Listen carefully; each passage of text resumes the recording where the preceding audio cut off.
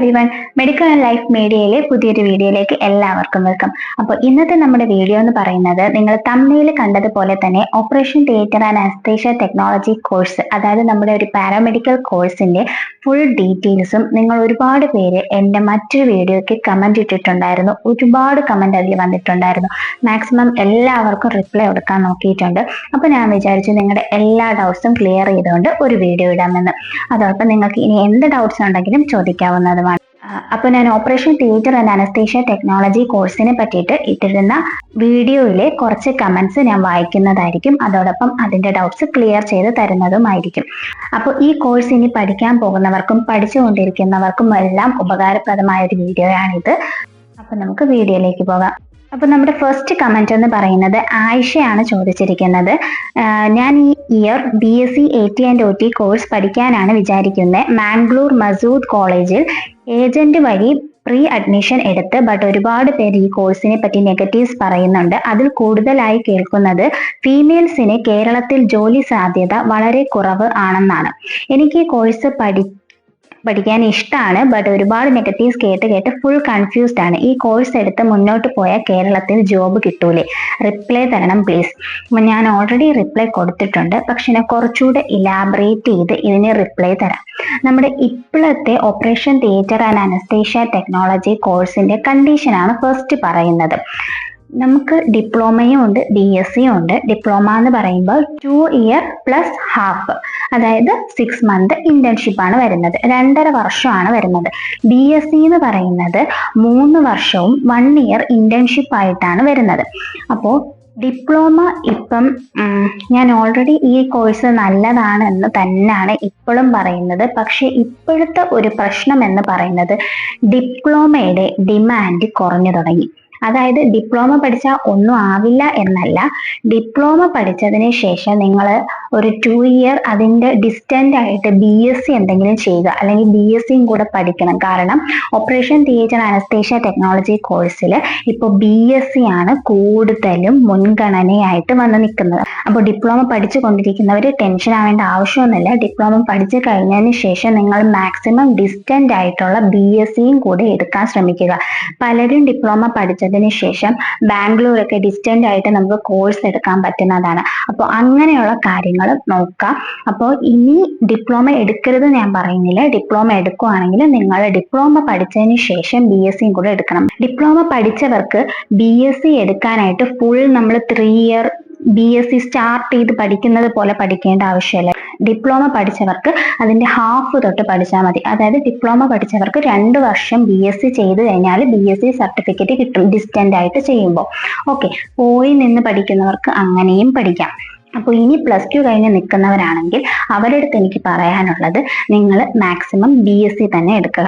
ഡിപ്ലോമയാണ് കിട്ടുന്നത് എന്നുണ്ടെങ്കിൽ ഡിപ്ലോമ പഠിച്ചു കഴിഞ്ഞിട്ട് എന്തായാലും BSc എടുക്കണം. കാരണം മുന്നോട്ട് ഇപ്പോൾ എബ്രോഡിലൊക്കെ നമുക്ക് ഡിപ്ലോമ വെച്ചിട്ട് പോകാൻ പറ്റുമായിരുന്നു.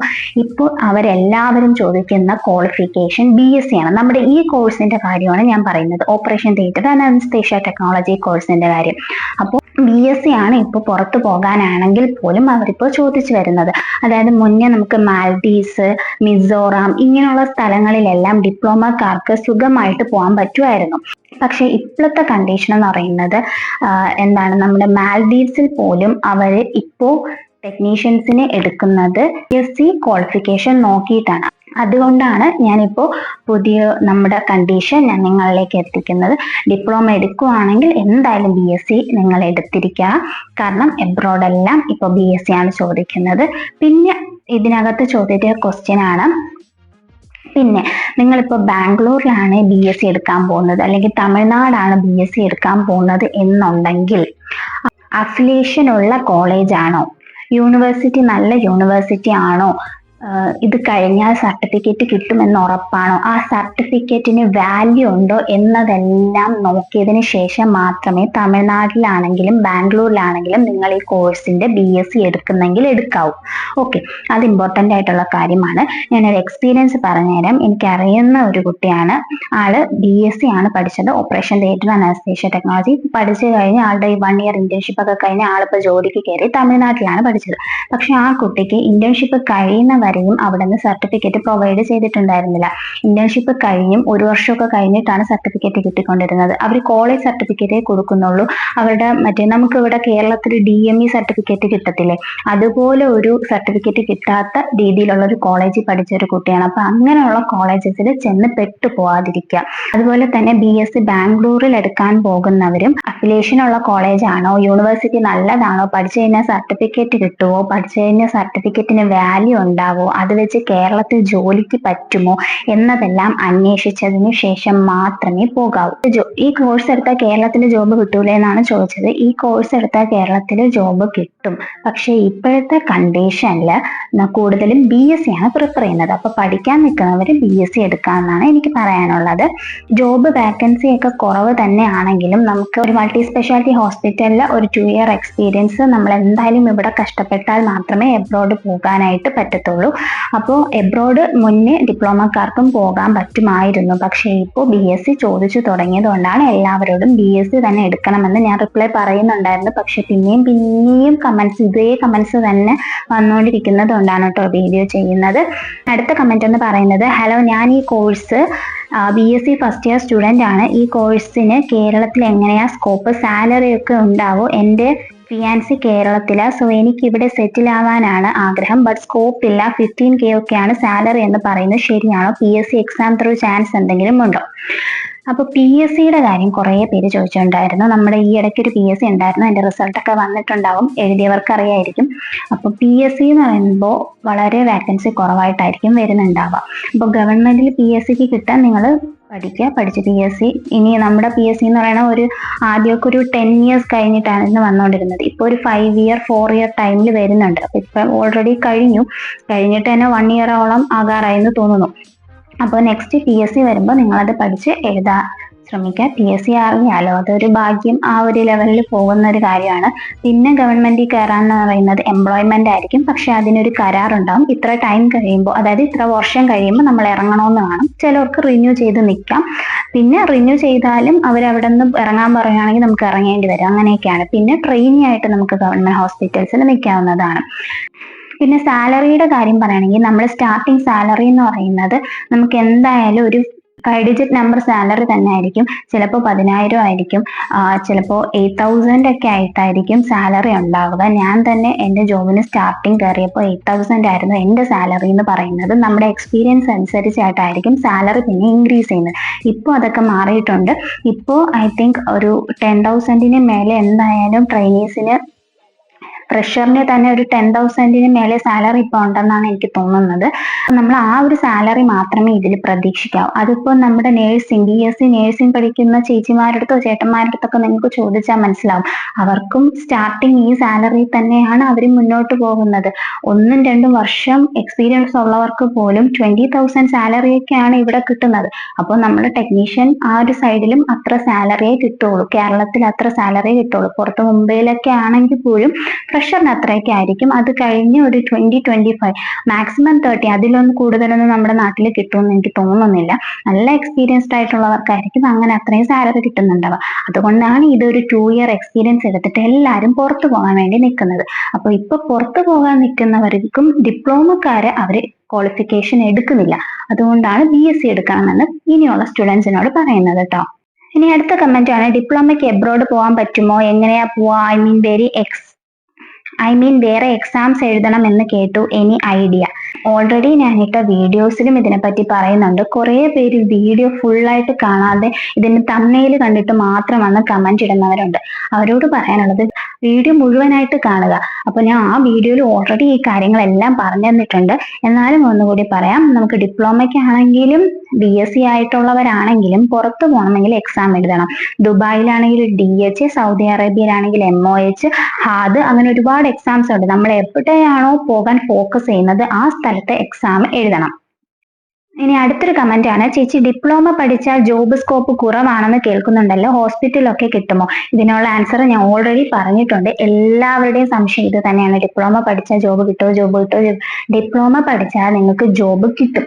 പക്ഷേ നമുക്ക് എബ്രോഡ് പോകണമെങ്കിൽ BSc വേണം. ഇപ്പൊ പലയിടത്തും നാട്ടിലും BSc ചോദിച്ചു തുടങ്ങി. അതുകൊണ്ടാണ് ഇപ്പോൾ ഉള്ള സ്റ്റുഡൻസിന്റെ അടുത്ത് എല്ലായിടത്തും ഞാൻ പറയുന്നത് നിങ്ങൾ മാക്സിമം BSc തന്നെ നോക്കാനായിട്ട്. ഇനി ഡിപ്ലോമയെ കിട്ടിയുള്ളൂ എന്നുണ്ടെങ്കിൽ ഡിപ്ലോമ കഴിഞ്ഞിട്ട് BScയും കൂടെ പഠിച്ചതിന് ശേഷം നിങ്ങൾ ജോബ് നോക്കുക. അപ്പൊ നിങ്ങൾക്ക് രണ്ടുമായി നിങ്ങൾക്ക് എന്തായാലും ജോബ് കിട്ടുമെന്ന് 100% ഉറപ്പുള്ള ഒരു കാര്യം തന്നെയാണ് കേട്ടോ. ഇനി അടുത്ത കമന്റ് എന്ന് പറയുന്നത് ma'am physiotherapy or OT and AT ഏതാണ് സ്കോപ്പ് കൂടുതലുള്ളത്? ഫിസിയോതെറാപ്പിയും OT ATയും വെച്ചിട്ട് ഒരിക്കലും കമ്പയർ ചെയ്യാൻ പറ്റൂല. ഫിസിയോതെറാപ്പി എന്ന് പറയുന്നത് ഡോക്ടർ ആണ്, മനസ്സിലായോ? ഒരു 5 year കോഴ്സ് ആണത്. അതും നമ്മുടെ ഒരു ഡിപ്ലോമ 2.5 year അല്ലെങ്കിൽ BSc 3+1 year എന്ന് പറയുന്നത് ഒരിക്കലും ഒരു ഫിസിയോതെറാപ്പിയെ വെച്ചിട്ട് നമുക്ക് കമ്പയർ ചെയ്യാൻ പറ്റില്ല. അത് ഡോക്ടർ കോഴ്സ് ആണ്. അത് പഠിച്ചു കഴിഞ്ഞ് ഇറങ്ങിക്കഴിഞ്ഞാൽ നിങ്ങൾക്കിടെ പേര് ഡോക്ടർ ആയിട്ട് തന്നെയാണ് നിങ്ങൾ കൂട്ടുന്നത് കേട്ടോ. അപ്പോൾ അതും ഇതും തമ്മിൽ നമുക്ക് ഒരിക്കലും കമ്പയർ ചെയ്യാൻ പറ്റത്തില്ല. അപ്പോൾ ഇങ്ങനെ ചോദിച്ച ആളടുത്ത് ഞാൻ ഓൾറെഡി പറഞ്ഞിട്ടുണ്ടായിരുന്നു ഫിസിയോതെറാപ്പി തന്നെയാണ് ഫസ്റ്റ് ആയിട്ട് നിൽക്കുന്നത് എന്നുള്ളത്. കാരണം അത് 5 വർഷത്തെ കോഴ്സാണ് കേട്ടോ. അടുത്ത ആൾ ചോദിച്ചിരിക്കുന്നതാണ്, ചേച്ചി ഇത് പഠിച്ചാൽ കേരളത്തിൽ ജോലി കിട്ടില്ലേ? എല്ലാവരുടെയും ഡൗട്ട് ഇത് തന്നെയാണ്. ഓൾറെഡി ഞാൻ പറഞ്ഞു കഴിഞ്ഞു, ഇത് പഠിച്ചാൽ ജോലി കിട്ടും. ഡിപ്ലോമയാണ് പഠിക്കുന്നെങ്കിൽ ഇനിയിപ്പോൾ നിങ്ങൾ BScയും കൂടെ പഠിക്കുക, എന്നാലേ ക്വാളിഫിക്കേഷൻ കറക്റ്റ് ആവുള്ളൂ. ഓക്കെ, ഇനി ഡിപ്ലോമ ഒക്കെ പഠിക്കാതെ BScക്കാണ് പോകുന്നത് എന്നുണ്ടെങ്കിൽ അഫിലിയേഷൻ നോക്കാം, യൂണിവേഴ്സിറ്റി നല്ലതാണെന്ന് നോക്കാം, പഠിച്ചു കഴിഞ്ഞാൽ സർട്ടിഫിക്കറ്റ് കിട്ടുമെന്ന് ഉറപ്പ് വരുത്തുക, എന്നാൽ മാത്രം ആ കോഴ്സിന് ചേരുക. ഓക്കെ, എല്ലാവരുടെയും ക്വസ്റ്റ്യൻ ഇത് തന്നെയാണ്. ഡിപ്ലോമ എടുത്താൽ എബ്രോഡ് പോകാൻ പറ്റുമോ? ഡിപ്ലോമ എടുത്താൽ ജോലി ഇല്ലാതിരിക്കുമോ? BSc ആണോ ഡിപ്ലോമ ആണോ നല്ലത്? നോട്ട്സ് ആൻഡ് പ്രാക്ടിക്കൽസ് ഒരുപോലെ ആവശ്യമല്ലേ? ഇന്റർവ്യൂ പോകുമ്പോൾ അവർ പ്രാക്ടിക്കൽ ചോദിക്കുമോ? ഇന്റർവ്യൂ പോകുമ്പോൾ എന്തായാലും പ്രാക്ടിക്കൽ ചോദിക്കും. ഫ്രഷർ ആണെങ്കിൽ എക്സ്പീരിയൻസ്ഡ് ആയിട്ടുള്ളവരുടെ അടുത്ത് എനിക്ക് തോന്നുന്നു കുറച്ചേ ചോദിക്കുള്ളൂ എന്ന് തോന്നുന്നു. കാരണം ഞാൻ എക്സ്പീരിയൻസ്ഡ് ആയിട്ട് ഒരു ഇന്റർവ്യൂ അറ്റൻഡ് ചെയ്യാൻ പോയപ്പോൾ എൻ്റെ അടുത്ത് അങ്ങനെ ഒരുപാട് പ്രാക്ടിക്കൽസ് ആയിട്ടുള്ള കാര്യങ്ങളൊന്നും ചോദിച്ചില്ല. നോർമൽ ആയിട്ടാണ് സംസാരിച്ചത്. അപ്പോൾ ഓൾറെഡി ഞാൻ ഇന്റർവ്യൂ ബേസ്ഡ് ആയിട്ടുള്ള കാര്യങ്ങളെല്ലാം ഒരു വീഡിയോ ആയിട്ട് ചെയ്തിട്ടുണ്ട്. അപ്പോൾ നിങ്ങൾ ഇന്റർവ്യൂ ബേസ്ഡ് ആയിട്ടുള്ള എന്തെങ്കിലും ഡൗട്ട്സ് ഉണ്ടെങ്കിൽ ആ വീഡിയോ ചെന്ന് കണ്ടാൽ മതി. ഞാൻ ഡിസ്ക്രിപ്ഷനിൽ അതിന്റെ ലിങ്ക് കൊടുത്തേക്കാം കേട്ടോ. അടുത്ത ആൾ ചോദിച്ചതാണ്, കേരളത്തിൽ BSc OT ആൻഡ് AT പറ്റിയ കോളേജ് സജസ്റ്റ് ചെയ്യാമോ? ഞാൻ പറഞ്ഞിട്ടുണ്ടായിരുന്നു എറണാകുളം അമൃത കോളേജ് ഞാൻ പറഞ്ഞിട്ടുണ്ടായിരുന്നു കേട്ടോ. അത് ഡിപ്ലോമ ആണോ BSc ആണോ ബെറ്റർ? അതിന്റെ ഉത്തരവും ഓൾറെഡി പറഞ്ഞു കഴിഞ്ഞിട്ടുണ്ട്. മനസ്സിലായെന്ന് വിശ്വസിക്കുന്നു. ഡ്യൂട്ടി ടൈം എങ്ങനെ ആയിരിക്കും? ഓവർനൈറ്റ് ഒക്കെ ഡ്യൂട്ടി ആയിരിക്കുമോ? ഡ്യൂട്ടി ടൈം എന്ന് പറയുന്നത് ഹോസ്പിറ്റൽ അനുസരിച്ച് അത് മാറും. വലിയ ഹോസ്പിറ്റലാണ്, മൾട്ടി സ്പെഷ്യാലിറ്റി ഹോസ്പിറ്റലാണ് എന്നൊക്കെ ഉണ്ട്. അതായത് കിംസ് പോലുള്ള ഹോസ്പിറ്റൽ ആണെങ്കിൽ 3 ഷിഫ്റ്റ് ആയിരിക്കും. മോർണിംഗ് ഷിഫ്റ്റ്, അത് കഴിഞ്ഞ് evening shift, then night shift ആയിരിക്കും. നൈറ്റ് എന്തായാലും ഉണ്ടായിരിക്കും. കാരണം നൈറ്റിനും എമർജൻസി കേസസ് ഒക്കെ വരുന്നതാണ്. നമ്മൾ ഓപ്പറേഷൻ തിയേറ്ററിലല്ലേ, അപ്പൊ എപ്പോ വേണമെങ്കിലും ഓപ്പറേഷൻസ് വരാം.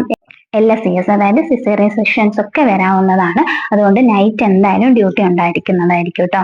പിന്നെ ഒരാൾ ചോദിച്ചതാണ്, അനസ്തേഷ്യോളജിസ്റ്റ് MBBS കോഴ്സ് ആണോ? അനസ്തേഷ്യോളജിസ്റ്റ് MBBS കോഴ്സ് ആണ്. നമ്മൾ അനസ്തീഷ്യ ടെക്നോളജിസ്റ്റ് ആണ്. അനസ്തേഷ്യ ടെക്നീഷ്യനെ അനസ്തേഷ്യ ടെക്നോളജിസ്റ്റ് എന്നാണ് പറയുന്നത് കേട്ടോ. അനസ്തേഷ്യോളജിസ്റ്റ് എന്ന് പറയുന്നത് MBBS കോഴ്സ് ആണ്. അത് കുറച്ച് ആൾക്കാർക്ക് ഇപ്പോഴും ഡൗട്ടുള്ള കാര്യമാണ്. അനസ്തേഷ്യോളജിസ്റ്റ് ഡോക്ടർ ആണ്, നമ്മൾ അവരുടെ അസിസ്റ്റന്റ് ആണ്. അതുകൊണ്ട് അനസ്തേഷ്യ ടെക്നോളജിസ്റ്റ് ആണ് കേട്ടോ. അങ്ങനെയാണ് നമ്മുടെ ഡെസിഗ്നേഷൻ വരുന്നത്. ദെൻ നെക്സ്റ്റ് കമന്റ് എന്ന് പറയുന്നത്, ചേച്ചി കേരള ഗവൺമെന്റ് കോളേജ് സീറ്റ് കിട്ടാൻ +2 എത്ര % മാർക്ക് വേണം? Please reply. ഗവൺമെന്റ് കോളേജിന്റെ കാര്യം ഞാൻ ഓൾറെഡി പറഞ്ഞു. ഗവൺമെന്റ് കോളേജിൽ നമുക്ക് സീറ്റ് കിട്ടണമെങ്കിൽ നമ്മൾ LBS അപേക്ഷിക്കണം. നമ്മുടെ ഹൈ മാർക്ക് ഉള്ളവർക്കായിരിക്കും ഗവൺമെന്റ് ഹോസ്പിറ്റലിൽ കൂടുതലും സീറ്റ് കിട്ടുന്നുണ്ടാവുക. അതായത് 95 അല്ലെങ്കിൽ 90 above% ഉണ്ടാവണം അങ്ങനെയുള്ളവർക്ക് കിട്ടാൻ. പിന്നെ നമ്മുടെ SC ST അവർക്കൊക്കെ വേറെ രീതിയിൽ എന്താ പറയാ റിസർവ്ഡ് ആയിട്ടുള്ള സീറ്റും കാര്യങ്ങളൊക്കെ ഉണ്ടാവും കേട്ടോ. അപ്പൊ അതനുസരിച്ചായിരിക്കും സീറ്റ് വരുന്നത്. LBSൽ രജിസ്റ്റർ ചെയ്യാൻ നിങ്ങളുടെ മാർക്ക് അനുസരിച്ചായിരിക്കും. കൂടുതൽ നോക്കുന്ന സയൻസിന്റെ മാർക്കാണ്. അതും ഒരുപാട് കമന്റ് വന്നതാണ്. സയൻസിന്റെ മാർക്കാണ് നോക്കുന്നത് കേട്ടോ. സയൻസിന് 50% എബോവ് മാർക്ക് വേണം, എന്നാൽ മാത്രമേ ഇതിന് കയറാൻ പറ്റുള്ളൂ കേട്ടോ. അപ്പോൾ +2 കൊമേഴ്സ് എടുത്തവർക്ക് പറ്റുമെന്നും എനിക്ക് കമന്റ് വന്നിട്ടുണ്ടായിരുന്നു. കൊമേഴ്സ് എടുത്തവർക്ക് എന്തായാലും പറ്റത്തില്ല കേട്ടോ. കാരണം സയൻസിന്റെ മാർക്കാണ് നോക്കുന്നത് പാരാമെഡിക്കലിന്. അതുകൊണ്ട് കൊമേഴ്സ് എടുത്തവർക്ക് ഈ കോഴ്സ് എടുക്കാൻ പറ്റുന്നതായിരിക്കത്തില്ല. ദെൻ VHSCയിലുള്ളവരും ചോദിച്ചിട്ടുണ്ടായിരുന്നു കമന്റ്. VHSCയിൽ സയൻസ് ഉള്ള ആൾക്കാർക്ക് എന്തായാലും ഈ കോഴ്സ് എടുക്കാൻ പറ്റുന്നതായിരിക്കും കേട്ടോ. പിന്നെ ഒരു ക്വസ്റ്റ്യൻ വന്നതാണ്, ടഫ് ആണോ? ഒരു ആവറേജ് സ്റ്റുഡന്റിന് പറ്റുമോ ഈ കോഴ്സ്? ഉറപ്പായിട്ടും ആവറേജ് സ്റ്റുഡന്റിന് പറ്റും. നിങ്ങൾ ഡെഡിക്കേറ്റഡ് ആയിട്ട് പഠിക്കണം എന്ന് മാത്രമേ ഇതിനകത്തുള്ളൂ. നമുക്ക് മനസ്സിരുത്തി പഠിക്കാൻ പറ്റാത്ത ഒരു കോഴ്സും ഇല്ല. അപ്പൊ ധൈര്യമായിട്ട് ഈ കോഴ്സ് ആ കുട്ടി എടുക്കണമെങ്കിൽ എടുക്കാം. അങ്ങനത്തെ ഒരു പ്രശ്നമില്ല. ഞാൻ ഓൾറെഡി ഞങ്ങൾക്ക് റിപ്ലൈ ഒക്കെ ഇട്ടിട്ടുണ്ട് കേട്ടോ. ദെൻ അടുത്ത ക്വസ്റ്റ്യൻ ആണ്, ചേച്ചി എക്സാം ഒക്കെ എങ്ങനെയാണ്?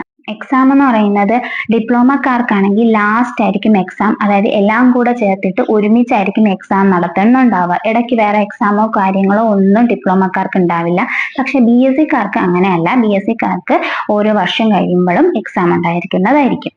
ദെൻ അടുത്ത പാർവതി ചോദിച്ചിരിക്കുന്നതാണ്, ഹായ്, ഈ കോഴ്സിന് സ്റ്റെതസ്കോപ്പ് ഒക്കെ ഇടാൻ പറ്റുമോ എന്നുള്ളത്. സ്റ്റെതസ്കോപ്പിന്റെ ആവശ്യമൊന്നുമില്ല, നമ്മൾ ഓപ്പറേഷൻ തിയേറ്ററിനകത്ത് നിൽക്കുന്ന ആൾക്കാരാണ്, നമുക്ക് സ്റ്റെതസ്കോപ്പിന്റെ ആവശ്യമൊന്നുമില്ല. പിന്നെ ബി പി നോക്കുക അങ്ങനെ എന്തെങ്കിലും ആവശ്യങ്ങൾക്ക് മാത്രം സ്റ്റെതസ്കോപ്പ് വെക്കാം. ഇനി അടുത്ത ഫാത്തിമ തന്നെ ചോദിച്ചതാണ്, മാം ഇപ്പോ BSc AT പഠിച്ച ഒരാളും BSc OT പഠിച്ച മറ്റേ ഒരാളും അപ്പോൾ ഈ ഓപ്പറേഷൻ നടക്കുമ്പോൾ ഈ രണ്ടാളും കേറണം, ബട്ട് നമ്മളെ AT ആൻഡ് OT പഠിക്കുന്നില്ലേ, അപ്പൊ ഈ രണ്ടാളും പകരം നമ്മൾ ഒരാൾ പോയാൽ പോരെ, അങ്ങനെയാണോ AT ആൻഡ് OT കൊണ്ട് ഉദ്ദേശിക്കുന്നത്? അല്ലെങ്കിൽ അത് പഠിച്ച ഒരാൾക്ക് ഒന്നുകിൽ AT അല്ലെങ്കിൽ OT ഏതെങ്കിലും ഒന്നിൽ മാത്രമേ ജോലി ചെയ്യാൻ കഴിയുകയുള്ളൂ എന്നാണോ? അപ്പോൾ ഇതിന്റെ ഉത്തരം എന്ന് പറയുന്നത്, AT എന്ന് പറയുന്നത് അനസ്തേഷ്യ ടെക്നോളജി, OT എന്ന് പറയുന്നത് operation theatre technology. AT technology ആയിട്ട് മാത്രവും കോഴ്സ് ഉണ്ട്, OT ടെക്നോളജി ആയിട്ട് മാത്രവും കോഴ്സ് ഉണ്ട്. ഇപ്പൊ DOT-AT എന്ന് പറയുമ്പോൾ diploma in operation theatre and anaesthesia technology, അത് ഡബിൾ ഡിപ്ലോമയാണ്. OTയുടെ ഡിപ്ലോമയും ഉണ്ട്, അനസ്തേഷ്യ ടെക്നീഷ്യന്റെ ഡിപ്ലോമയും ഉണ്ട്. OT മാത്രം പഠിച്ച ആളാണെങ്കിൽ അവർക്ക് ഓപ്പറേഷൻ തിയേറ്റർ ടെക്നീഷ്യൻ ആയിട്ട് മാത്രമേ നിൽക്കാൻ പറ്റുള്ളൂ. AT മാത്രം പഠിച്ച ആൾക്കാണെങ്കിൽ AT ആയിട്ട് മാത്രമേ നിൽക്കാൻ പറ്റുള്ളൂ. OT-AT ഉള്ളവരാണെങ്കിൽ ഇതിനും നിൽക്കാം അതിനും നിൽക്കാം. പിന്നെ ഹോസ്പിറ്റൽ അനുസരിച്ച് ഡിഫറൻസ് ഉണ്ട്. AT-OT പഠിച്ച ഒരാൾ ഒരു ഹോസ്പിറ്റലിൽ നിൽക്കുമ്പോൾ ചിലപ്പോൾ അവർക്ക് AT സൈഡ് മാത്രമേ നോക്കാൻ കാണൂ, ആ ഹോസ്പിറ്റലിൽ OT സൈഡ് നോക്കാൻ വേറെ ആള് കാണും. ചില ഹോസ്പിറ്റൽസിൽ AT-OT നമ്മൾ ഒരുമിച്ച് നോക്കേണ്ടിയും വരും. അതൊക്കെ ഹോസ്പിറ്റൽ അനുസരിച്ച് ഡിപ്പെൻഡ് ആയിട്ടിരിക്കും. മനസ്സിലായെന്ന് വിചാരിക്കുന്നു കേട്ടോ. അടുത്ത ആള് ചോദിച്ചതാണ്, മെറിറ്റ് ആവുമ്പോൾ ഫീ എത്രയാവും? മാനേജ്മെന്റിനും മെറിറ്റിനും ഡിഫറെന്റ് ഫീ ആണ്. എല്ലാവർക്കും അറിയുന്നത് പോലെ തന്നെ മാനേജ്മെന്റ് ആകുമ്പോൾ ഡൊണേഷൻ വരും, അത് കഴിഞ്ഞിട്ടായിരിക്കും ഫീ. ഓരോ ഇയറും ഡിഫറെന്റ് ആയിട്ടാണ് വരുന്നത്. ഇതിനു മുന്നേ ചെയ്ത ഓപ്പറേഷൻ തിയേറ്റർ അനസ്തേഷ്യ ടെക്നോളജി കോഴ്സിന്റെ വീഡിയോയിൽ ഫീസിന്റെ കാര്യങ്ങളെല്ലാം വ്യക്തമായിട്ട് പറഞ്ഞിട്ടുണ്ട്. അപ്പൊ അത് കാണാത്തവർ അതുകൂടെ ചെന്ന് കണ്ടുനോക്കാട്ടോ. മെറിറ്റിനാകുമ്പോൾ ഫീസ് ഡിഫറൻസ് ആണ്, കുറവായിരിക്കും കേട്ടോ. ദെൻ LBS വഴി ഗവൺമെന്റ് കോളേജിൽ കിട്ടോ? ഇൻഡെക്സ് മാർക്ക് എത്ര വേണം? Please reply. ഞാൻ ഓൾറെഡി പറഞ്ഞു കഴിഞ്ഞു, സയൻസിന് 50% മേലെ മാർക്ക് വേണം. പിന്നെ 50% മേലെ എന്ന് പറയുന്നത് നമ്മളൊരു കണക്കായിട്ട് പറയുന്നതാണ്. എന്നാൽ കുട്ടികളിൽ കൂടുതലും 90% ഒക്കെ മേലെയുള്ള കുട്ടികൾ പഠിക്കുന്ന കുട്ടികൾ ഉണ്ടാവും. അപ്പോൾ അവരെയൊക്കെ കഴിഞ്ഞിട്ട് താഴെ വരുന്നതായിരിക്കും. LBS അങ്ങനെ ആയിരിക്കും നോക്കുന്നുണ്ടാവുക. പിന്നെ ചോദിച്ചിരിക്കുന്നത് ഇതേ ക്വസ്റ്റ്യൻ തന്നെയാണ്, +2 ഏകദേശം എത്ര മാർക്ക് വേണം? ഞാൻ പറഞ്ഞു സയൻസിന് എബോവ് 50% വേണം കേട്ടോ. ഈ കോഴ്സ് പഠിച്ചാൽ ജോലി കിട്ടുമെന്ന് ഉറപ്പാണോ എന്നാണ് ചോദിച്ചിരിക്കുന്നത്. ഇതിനുള്ള ഉത്തരം ഞാൻ ഓൾറെഡി പറഞ്ഞിട്ടുണ്ട്. ഞാൻ പറഞ്ഞല്ലോ, സെയിം ലെവലിലുള്ള ക്വസ്റ്റ്യൻസ് തന്നെയാണ് ഒരുപാട് വന്നത് കൊണ്ടാണ് ഈ വീഡിയോ ചെയ്യുന്നത് തന്നെ. ദെൻ കോളേജിന്റെ കാര്യം എന്തൊക്കെയാണ് അന്വേഷിക്കേണ്ടത്? ഞാൻ പറഞ്ഞല്ലോ, അഫിലിയേഷൻ അന്വേഷിക്കണം, അതോടൊപ്പം തന്നെ യൂണിവേഴ്സിറ്റി അന്വേഷിക്കണം, പിന്നെ നമുക്ക് DME സർട്ടിഫിക്കറ്റ് കിട്ടുമോ എന്ന് അന്വേഷിക്കണം, നമുക്ക് കിട്ടിയ സർട്ടിഫിക്കറ്റിന് വാല്യൂ ഉണ്ടാവുമോ എന്ന് അന്വേഷിക്കണം. അപ്പൊ ഇപ്പൊ നിങ്ങൾ തമിഴ്നാട്ടിലൊക്കെ പോയാണ് നിൽക്കുന്നതെങ്കിൽ തമിഴ്നാട്ടിൽ ഓൾറെഡി സീനിയേഴ്സ് കാണുമല്ലോ ഈ കോഴ്സ് പഠിച്ച, അവരുടെ അടുത്ത് ചോദിക്കുക, എങ്ങനെയുണ്ട് കോഴ്സ്, പ്രാക്ടിക്കൽസിന് വേണ്ടിയിട്ട് ഹോസ്പിറ്റൽസിൽ കൊണ്ടുപോകുന്നുണ്ടോ, ഇവർ പ്രാക്ടിക്കൽസ് നന്നായിട്ട് തരുന്നുണ്ടോ, നിങ്ങൾക്ക് ഓക്കെ ആണോ ഈ കോഴ്സ്? സീനിയേഴ്സിൻ്റെ അടുത്ത് സംസാരിക്കണം. അവര് അത്രയും മോശപ്പെട്ട കോളേജുകളും ഉണ്ട്, അതുകൊണ്ടാണ് പറയുന്നത് സീനിയേഴ്സിൻ്റെ അടുത്തും കൂടെ നിങ്ങൾ ഉറപ്പായിട്ടും ചോദിച്ച് വിലയിരുത്തിയതിന് ശേഷം മാത്രമേ നമ്മൾ ഒരു കോളേജിൽ പോകുന്ന സമയത്ത് അവർ ഒരുപാട് വാഗ്ദാനങ്ങൾ തരും. നല്ല രീതിയിൽ ഇതാണ് നിങ്ങൾക്ക് ഇപ്പൊ തമിഴ്നാട്ടിൽ പഠിച്ചാലും കേരളത്തിൽ ജോലി ചെയ്യാൻ പറ്റും. ചില സ്ഥലങ്ങളിൽ തമിഴ്നാട്ടിൽ പഠിച്ചു കഴിഞ്ഞാൽ കേരളത്തിൽ ജോലി ചെയ്യാൻ പറ്റില്ല. ആ സർട്ടിഫിക്കറ്റിന് വിലയില്ലാത്ത സർട്ടിഫിക്കറ്റ് ആണ്. കേരളത്തിലോട്ട് വരുമ്പോൾ ഒരു ഹോസ്പിറ്റൽസിനും നമുക്ക് ജോലി ചെയ്യാൻ പറ്റില്ല. അങ്ങനെ പണി കിട്ടിയ ഒരുപാട് സ്റ്റുഡൻസ് ഉണ്ട്. അതുകൊണ്ടാണ് പറയുന്നത് നിങ്ങളുടെ സർട്ടിഫിക്കറ്റ് വാല്യൂ ഉണ്ടാവോ എന്നുള്ളത് നിങ്ങൾ പോകുന്ന കോളേജിൽ ഈ കോഴ്സ് പഠിച്ച സീനിയേഴ്സിന്റെ അടുത്തെങ്കിലും സംസാരിക്കണം. ഓക്കെ, തമിഴ്നാട്ടിലൊക്കെയാണ് പോകുന്നത് എന്നുണ്ടെങ്കിൽ തമിഴ്നാട്ടിലാകുമ്പോൾ ഒരുപാട് ഫേക്ക് യൂണിവേഴ്സിറ്റിയും കാര്യങ്ങളും ഒക്കെ ഉണ്ട്. അതുകൊണ്ട് അതൊക്കെ സൂക്ഷിച്ചും കണ്ടും മാത്രം കോഴ്സ് എടുക്കുക കേട്ടോ. പിന്നെ ചോദിച്ചിരിക്കുന്നതാണ്, നീറ്റ് എഴുതണോ? ഒരിക്കലും വേണ്ട, ഇതിന് നീറ്റ് എഴുതേണ്ട ഒരു ആവശ്യമില്ല. നിങ്ങൾ നിങ്ങളുടെ +2 മാർക്ക് വെച്ചിട്ട് LBSൽ രജിസ്റ്റർ ചെയ്താൽ മാത്രം മതി കേട്ടോ. അതനുസരിച്ച് മെറിറ്റ് കിട്ടും. അല്ലാത്തവർ ഇത് തന്നെ എടുക്കണം എന്നുള്ളവർ നേരത്തെ കൂട്ടി മാനേജ്മെന്റിൽ അഡ്മിഷൻ എടുക്കാൻ നോക്കാട്ടോ. ഈ കോഴ്സ് പഠിച്ച് എബ്രോഡ് പോകാൻ ജോബ് എക്സ്പീരിയൻസ് വേണം? ഉറപ്പായിട്ടും ജോബ് എക്സ്പീരിയൻസ് വേണം. മാക്സിമം 2 ഇയർ എക്സ്പീരിയൻസ് എങ്കിലും വേണം കേട്ടോ. കമ്പ്യൂട്ടർ സയൻസ് എടുത്തവർക്ക് പഠിക്കാൻ പറ്റുമോ? ബയോളജി നിർബന്ധമാണോ? ബയോളജി നിർബന്ധമാണ്, സയൻസ് നിർബന്ധമാണ് കേട്ടോ. BSc OTAT പഠിച്ച എബ്രോഡ് ജോബ് കിട്ടും? ഇതിനൊക്കെയുള്ള ഉത്തരം ഞാൻ പറഞ്ഞിട്ടുണ്ട്. ഈ കോഴ്സ് ഡിപ്ലോമ പഠിച്ചാൽ എബ്രോഡ് പോകാൻ പറ്റുമോ? ഇതിനും ഉത്തരം പറഞ്ഞിട്ടുണ്ട്. ഈ കോഴ്സിനെ പറ്റി മോർ ഡീറ്റെയിൽസ് പറയുന്നത് ഇഞ്ചക്ഷൻ യൂസ് ചെയ്യണോ, പ്രാക്ടിക്കൽ എന്തൊക്കെയാണ്, എങ്ങനെയൊക്കെയാണ് എന്നൊക്കെ. BSc എടുക്കാനാണ് താല്പര്യം. സോ എക്സാംസ് തിയറി ഒക്കെ എങ്ങനെയാണ്? അപ്പം ഇഞ്ചക്ഷൻ എന്ന് പറയുന്നത്, ഇഞ്ചക്ഷൻ നമ്മൾ മെഡിക്കൽ സെക്ടർ ആയിട്ട് നമുക്ക് ഇഞ്ചക്ഷൻ കൊടുക്കേണ്ടി വരും. IM ഒക്കെ കൊടുക്കേണ്ടി വരും. ഇൻട്രാമസ്കുലർ ഇഞ്ചക്ഷൻസ് ഒക്കെ ചിലപ്പോൾ കൊടുക്കേണ്ടി വരും. പക്ഷെ നേഴ്സുമാർ കൊടുക്കുന്ന രീതിയിൽ അങ്ങനെ നമുക്ക് കൊടുക്കേണ്ടതായിട്ട് വരില്ല. കാരണം ഓൾറെഡി ക്യാനുല ഇട്ട പേഷ്യൻസിന് നമ്മൾ ഓൾറെഡി പ്രീലോഡ് ചെയ്ത് വെച്ചിരിക്കുന്ന മെഡിസിൻസ് അതുവഴി കൊടുത്താൽ മതി. അപ്പോൾ കുറെ പേർക്കുള്ള ഡൗട്ടാണ്, നിങ്ങൾ വെയിനിൽ കറക്റ്റ് ആയിട്ട് ഇങ്ങനെ ഓരോ ഇഞ്ചക്ഷൻ കുത്തിവെക്കണം, അങ്ങനെ അല്ല കേട്ടോ. നമ്മൾ ആദ്യം ഒരു ക്യാനുല ഇട്ട് കഴിഞ്ഞതിന് ശേഷം അതിനകത്തോട്ടായിരിക്കും മെഡിസിൻസ് കൊടുക്കുന്നത്. ഇതൊക്കെ ഡീറ്റെയിൽ ആയിട്ട് ഞാൻ ഓൾറെഡി വേറൊരു വീഡിയോ ചെയ്തിട്ടുണ്ട്. അപ്പൊ ഞാൻ ഇതൊക്കെ എക്സ്പ്ലെയിൻ ചെയ്ത് പോയി കഴിഞ്ഞാൽ ഇതിനകത്ത് ലെങ്ത് കൂടും കേട്ടോ. പിന്നെ എക്സാംസിന്റെ കാര്യം ഞാൻ ഓൾറെഡി ഈ വീഡിയോയിൽ തന്നെ പറഞ്ഞിട്ടുണ്ട്. ഡിപ്ലോമയുടെയും BScയുടെയും ഡിഫറെന്റ് രീതിയിലുള്ള എക്സാംസ് ആയിരിക്കും എന്നുള്ളത്. പ്രാക്ടിക്കൽ എങ്ങനെയാണെന്നാണ് ചോദിച്ചിരിക്കുന്നത്. നമുക്കറിയാലോ, ഡിപ്ലോമക്കാർക്കാണെങ്കിൽ 2 ഇയർ ഫുൾ പ്രാക്ടിക്കൽ ആയിരിക്കും. ആദ്യത്തെ ഒരു 3 മന്ത് മാത്രമേ തിയറി ക്ലാസ്സും കാര്യങ്ങളൊക്കെ ഉണ്ടാവും കോളേജിൽ. അത് കഴിഞ്ഞാൽ ഫുൾ അവർ ഓപ്പറേഷൻ തിയേറ്ററിനകത്ത് കേസുകൾ ചെയ്യുന്നത് കണ്ടൊക്കെയാണ് പഠിക്കുന്നത്. അതുപോലെ ഇന്റേൺഷിപ്പും അങ്ങനെ തന്നെയാണ്. BScക്കാര് പക്ഷേ ക്ലാസ്സിലിരുന്ന് 3 വർഷം പഠിച്ചതിന് ശേഷമായിരിക്കും 1 വർഷത്തെ ഇന്റേൺഷിപ്പിന് പോവുകയും ചെയ്യുകയും ചെയ്യുന്നത് കേട്ടോ. ചേച്ചി, BSc OTAT പഠിച്ചിട്ട് എബ്രോഡ് പോകാൻ വല്ല ടെസ്റ്റുകളും ഉണ്ടോ, ലൈക്ക് ഡിപ്ലോമയിൽ IELTS പോലെ?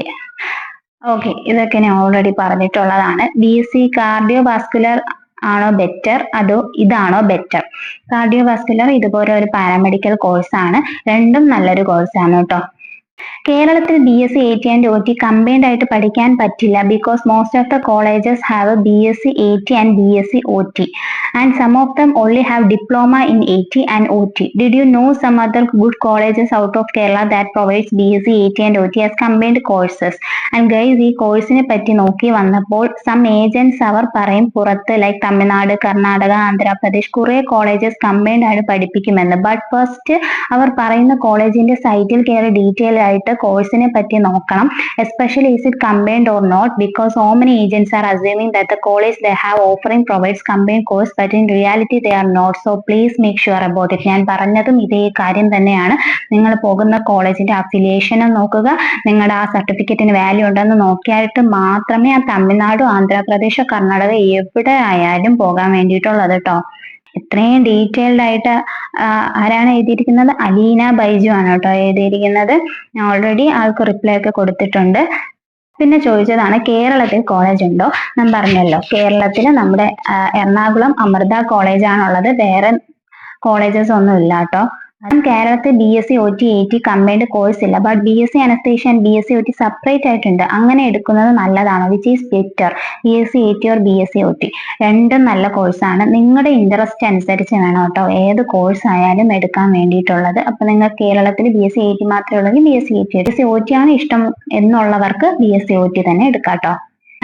നെക്സ്റ്റ് കമന്റ് എന്ന് പറയുന്നത് ഫിദയാണ് ഇട്ടിരിക്കുന്നത്. മാം, ഞാനിപ്പോൾ +2 കഴിഞ്ഞ് എനിക്ക് സാലറി അല്ല ബട്ട് ഈ കോഴ്സിനോട് ഇൻട്രസ്റ്റ് ഉണ്ട്. കേരളത്തിൽ ഡിപ്ലോമ അല്ലേ അവൈലബിൾ ഉള്ളൂ. അപ്പോൾ ഇവിടെ ഡിപ്ലോമ ആണോ ബെറ്റർ? എനിക്ക് കേരളത്തിൽ പഠിക്കാനാണോ? ഡിപ്ലോമ പഠിച്ചാൽ സ്കോപ്പ് ഉണ്ടോ?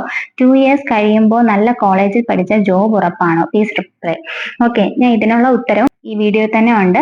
ഈ വീഡിയോ നോക്കിയാൽ മനസ്സിലാവും കേട്ടോ. ദെൻ VHSC ആണ് പഠിച്ചത്, പക്ഷെ ബയോളജി ഇല്ല, ഈ കോഴ്സ് എടുക്കാൻ പറ്റുമോ? ഇതിനുള്ള ഉത്തരം ഞാൻ ഓൾറെഡി കൊടുത്തിട്ടുണ്ട്. Then BSc AT and OT ആണോ ബെറ്റർ, അതോ BSc നേഴ്സിംഗ് ആണോ, ഏതാ ബെറ്റർ? അതിൽ ഒരു സംശയമില്ല, BSc നേഴ്സിംഗ് ഞാൻ പറയുള്ളൂ കേട്ടോ. കാരണം BSc നേഴ്സിംഗ് ആകുമ്പോഴത്തേക്ക് ഒരുപാട് ഓപ്ഷൻസ് അവൈലബിൾ ആണ്. നമ്മുടെ ഈ കോഴ്സിന്റെ വാക്കൻസിയെക്കാളും BSc നേഴ്സ് എന്ന് പറയുന്ന, നേഴ്സ് ഇല്ലെങ്കിൽ ഒരു ഹോസ്പിറ്റലും ഇല്ല. ചെറിയ ഹോസ്പിറ്റൽ ആണെങ്കിലും വലിയ ഹോസ്പിറ്റൽ ആണെങ്കിലും നേഴ്സ് ഇല്ലെങ്കിൽ ഹോസ്പിറ്റലേ ഇല്ല. അപ്പൊ നേഴ്സിംഗ് തന്നെയാണ് ഈ കോഴ്സിനെ വെച്ച് ബെറ്റർ എന്ന് പറയും. സത്യമായിട്ടുള്ള കാര്യം സത്യമായിട്ട് തന്നെ പറയൂട്ടോ. ദെൻ ചേച്ചി, ഞാൻ BSc and OT എടുക്കാനാണ് ഉദ്ദേശിക്കുന്നത്. ബട്ട് കുറെ വീഡിയോ കണ്ടപ്പോൾ ജോബ് ഓപ്പർച്യൂണിറ്റി കുറവാണെന്നാണ് പറയുന്നത്. ശരിയാണോ? ഇനി ഈ കോഴ്സ് എടുക്കണോ അതോ വേറെ നോക്കണോ? ആകെ കൺഫ്യൂസ്ഡ് ആണ് എല്ലാവരും. ഇപ്പോൾ കുറെ പേര് +2 കഴിഞ്ഞ് നിൽക്കുന്നുണ്ട്, ഏത് കോഴ്സിന് വേണ്ടിയിട്ടുള്ള ഓട്ടത്തിലാണ്. അപ്പോൾ അങ്ങനെയാണ് ഒരുപാട് ക്വസ്റ്റ്യൻസ് ഇപ്പോൾ വന്നത്, ഒരുപാട് കമന്റ്സ് എനിക്ക് വന്നുകൊണ്ടേയിരിക്കുന്നത്. ഇതിനുള്ള ഉത്തരം എല്ലാം ഇതിനകത്തുണ്ട് കേട്ടോ. ഞാൻ പറഞ്ഞല്ലോ, ഡിപ്ലോമ എടുക്കുന്നതെങ്കിൽ നിങ്ങൾ BSc കൂടെ എടുത്തിട്ട് വേണം ജോബ് നോക്കി തുടങ്ങാനായിട്ട്. കാരണം ഇനി അങ്ങോട്ട് BSc-ക്കാണ് വാല്യൂ. അതുകൊണ്ടാണ് കേട്ടോ. ജോബ് കിട്ടാൻ BSc ആണോ ഡിപ്ലോമ ആണോ ബെറ്റർ? ഓൾറെഡി പറഞ്ഞതാണ് ഇതിന്റെ ആൻസർ. ഏകദേശം സെയിം കാര്യം തന്നെയാണ് എല്ലാവരും ചോദിച്ചുകൊണ്ടിരിക്കുന്നത്. അപ്പൊ ഇപ്പോൾ എല്ലാവർക്കും ഈ കോഴ്സിന്റെ നിലവിലത്തെ രീതി മനസ്സിലായി കാണുമല്ലോ. എപ്പോഴും പറയും പോലെ തന്നെ നിങ്ങൾക്ക് തന്നെ ഞാൻ പറഞ്ഞത് ബോറടിച്ച് കാണും. ഡിപ്ലോമ പഠിക്കുന്നവർ BSc-യും കൂടെ പഠിക്കാം. BSc പഠിക്കുന്നവർ യൂണിവേഴ്സിറ്റിയും അഫിലിയേഷനും നല്ല കോളേജ് നോക്കി പഠിക്കാൻ ശ്രമിക്കുക കേട്ടോ. അപ്പൊ ഇനി എന്തെങ്കിലും ഡൗട്ട്സ് ഉണ്ടെങ്കിൽ ചോദിക്കാവുന്നതാണ്. ഓൾറെഡി വീഡിയോ ഒരുപാട് ലെങ്ത് ആയിട്ടുണ്ട്. അതോടൊപ്പം തന്നെ അനസ്തേഷ്യ ടെക്നോളജി കോഴ്സിനെ പറ്റിയിട്ട് എൻ്റെ ചാനലിലെ 3ാമത്തെ വീഡിയോ ആണ് കേട്ടോ ഇത്.